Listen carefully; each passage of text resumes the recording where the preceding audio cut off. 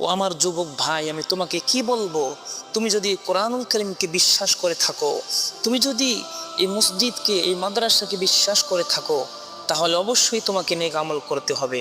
তোমাকে মানতে হবে যে জান্নাত আছে, জাহান্নাম আছে। যদি ভালো আমল করি তাহলে জান্নাতে যাব, আর যদি খারাপ আমল করি তাহলে অবশ্যই জাহান্নামে যেতে হবে। এছাড়া কিন্তু আর কোনো রাস্তা নাই।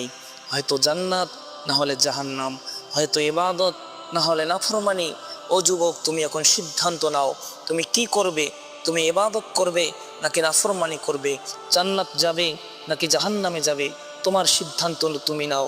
তুমি যদি পৃথিবীতে অসুস্থ হয়ে যাও, তোমার চিকিৎসার ভার তোমার কাছে। তুমি ভালো জানো কিভাবে তোমাকে চিকিৎসা করতে হবে, কোন ডাক্তারের কাছে যেতে হবে, কার কাছে গেলে তুমি ভালো হবে, কোন ওষুধ খেলে তুমি ভালো হবে, কোন খাবার খেলে তুমি সুস্থ হবে, কোন খাবার খেলে তুমি অসুস্থ হবে। এই বিষয়টা তুমি ভালো বোঝো, অথচ তুমি আখেরাতের লাইনে বোঝো না। তুমি বোঝো না যে কিভাবে আল্লাহর ইবাদত করতে হয়, আল্লাহর ইবাদত করলে জান্নাতে যাব নাকি নাফরমানি করলে জাহান্নামে যাব। এই বুঝ কি তোমার নাই? আল্লাহ তাআলা এই বুঝ বুঝার তৌফিক তোমাকে দান করুক। আমিন।